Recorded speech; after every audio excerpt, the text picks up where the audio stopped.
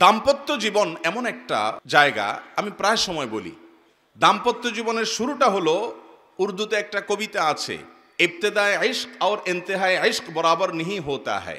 প্রেমের শুরু আর শেষ একরকম হয় না। প্রেমের শুরুতে শুধুমাত্র ফুল দেওয়া নেওয়া হয়, শেষে লাঠিও দেওয়া নেওয়া হয়। ঠিক না বেঠিক? শুরুতে মোহাব্বত উতরায়, উম্মাদ হয়ে যায়, মা বাপ চিনে না, নামাজ চিনে না, মুরব্বী চিনে না, সমাজ চিনে না, বন্ধু বান্ধব চিনে না, রাগ সব।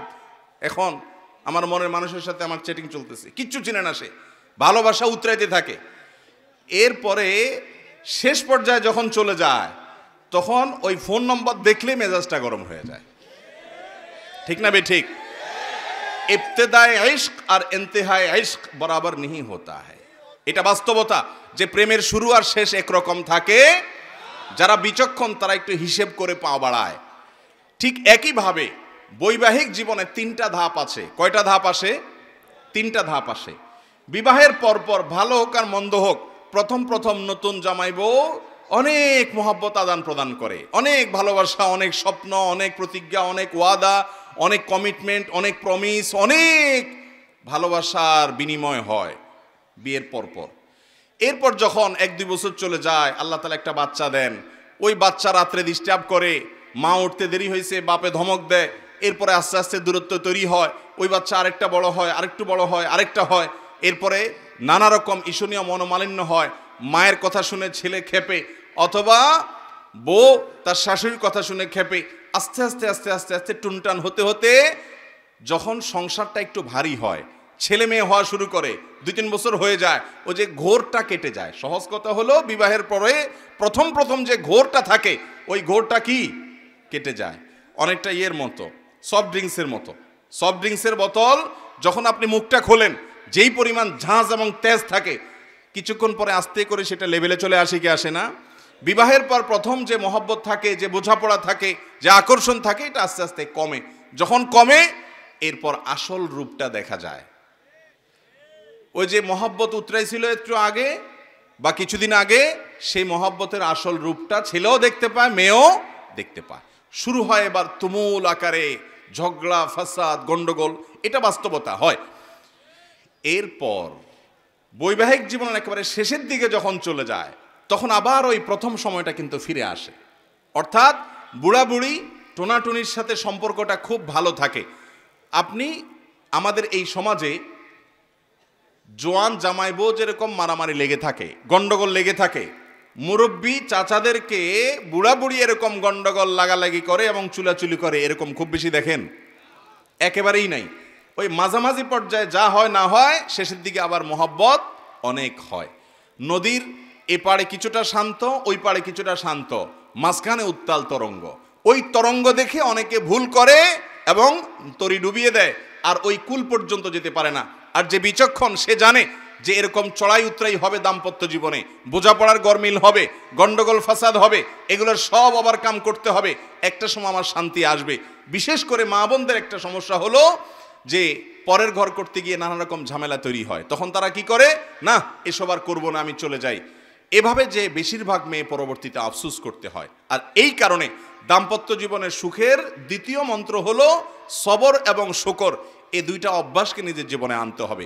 যাদের মধ্যে সবর নেই, যাদের মধ্যে কৃতজ্ঞতা নেই, এরা কখনো দাম্পত্য জীবনে সুখী হতে পারে? দাম্পত্য জীবনের সুখের অন্যতম মূল মন্ত্র হলো সবর করা। কারণ দুই ফ্যামিলির দুইজন মানুষ একত্রে সংসার করবে, এক ছাদের নিচে থাকবে, জীবন কাটাবে, সব কিছু ব্যাটে বলে কিয়ামত পর্যন্ত কোনো দিনই হবে। আপনি আমি কে? নবী করিম সাল্লাল্লাহু আলাইহি সাল্লামের সাথে, তার স্ত্রীদের সাথে, উম্মুল মুমিনিনদের সাথে ছোটখাটো বিষয় নিয়ে মান অভিমান হয়েছে না হয় নাই? বহুত হয়েছে।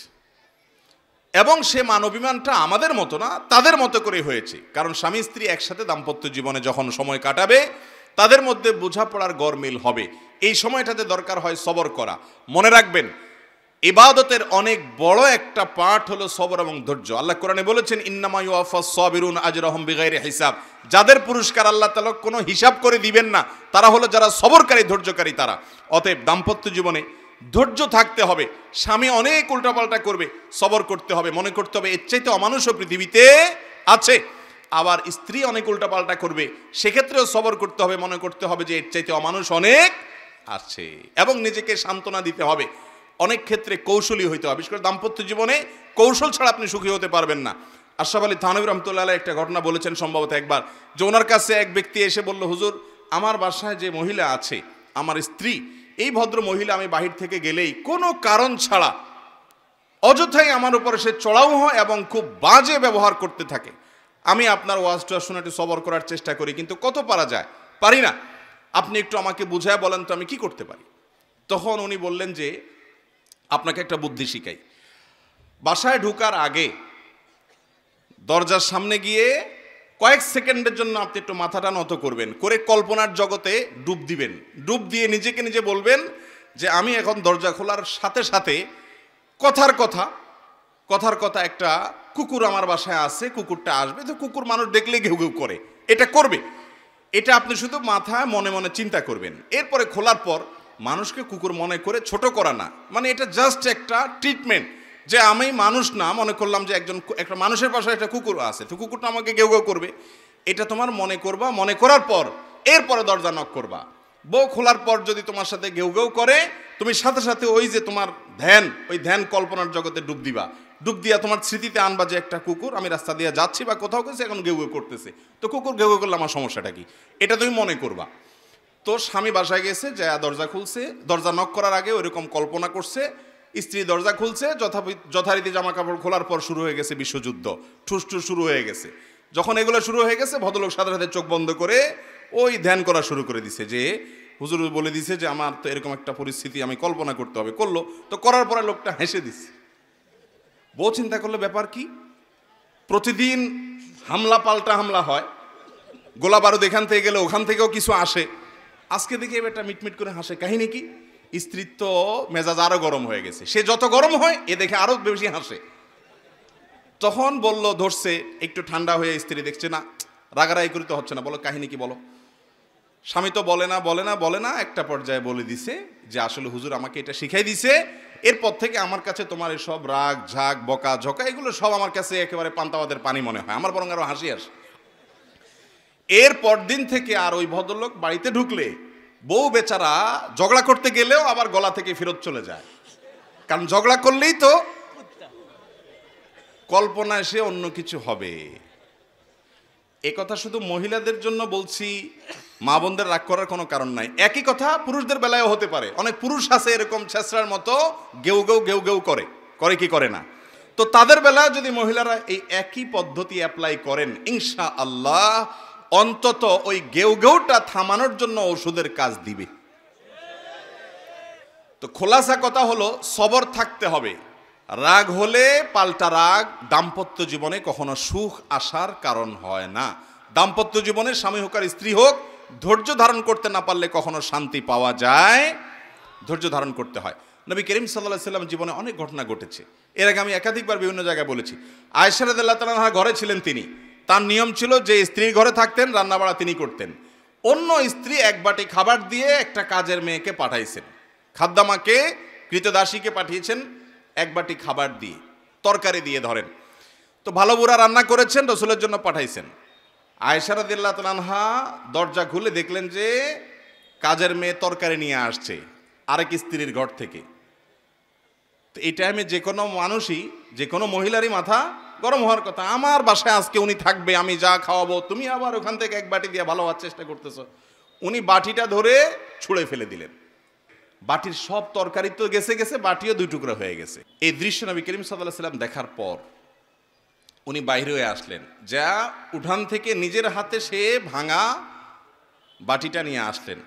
আনার পর একই শেপের একই ধরনের আরেকটা বাটি এই ঘরেও ছিল, আসলে তার ঘরে, ওই খালি বাটিটা নিয়ে কাজের মেয়ের হাতে দিয়ে বললেন, এটা নিয়ে ওই বাসায় চলে যাও এবং খবরদার মুখে তালা, এখানে কি ঘটেছে এর কোনো কথা বলা যাবে না, শুধু বাটিটা সেখানে ফেরত দিবা। ওখানে বাটিটা ফেরত দিছি, যিনি পাঠিয়েছেন তিনি মনে করেছেন যে কি, যে তরকারি রেখে কত সুন্দর করে ধুয়ে সাফ করে আবার বাটিটি দিয়েছে, তিনি অনেক খুশি। এই হাদিস বর্ণনা করার পর কোনো মুহাদ্দিস, কোনো হাদিস বিশারদ, কোনো হাদিসের শেষে এটুকু অতিরিক্ত বর্ণনা করতে পারেন নাই যে নবী করিম সাল্লাল্লাহু আলাইহি ওয়াসাল্লাম আয়েশা রাদিয়াল্লাহু আনহাকে ডেকে দুই চারটা ধমক দিয়েছেন। আপনি আমি যদি হইতাম এই জায়গায়, আর কিছু না হোক বোর্ড দিকে তাকায়া অন্তত বিরক্তির সুরে এটুকু তো বলতাম যে এটা কাজ করলা, তুমি বাটিটা ভেঙে ফেললা, তুমি তরকারি না নিতে বাটিটা ভেঙে ফেললা। নবী করিম সাল্লাল্লাহু আলাইহি ওয়াসাল্লাম একটি কথাও বলেছেন বলে কোনো বর্ণনায় পাওয়া যায় না। দাম্পত্য জীবনে শান্তি আসার জন্য স্ত্রীর অনেক কিছুকে হজম করা শিখতে হয় স্বামীর, আবার একইভাবে স্বামীর অনেক কিছুকে হজম করা শিখতে হয় কার? স্ত্রীর। আজ আমাদের সমাজ ব্যবস্থায় ভোগ ভোগ ভোগ, ত্যাগের কোনো নাম নিশানা নেই, যার কারণে সবর কেউ কাউকে প্রতি করতে রাজি না। দাম্পত্য জীবনের শান্তির জন্য এই সবর এবং শুকর যা আল্লাহ তাআলা দিয়েছেন সেটার উপরে শুকরিয়া আদায় করার মানসিকতা থাকতে হবে, না হলে কোনোদিনই আপনি শান্তি পাবেন না। আসুন্নাহ ফাউন্ডেশন, উম্মার স্বার্থে সুন্নাহর সাথে।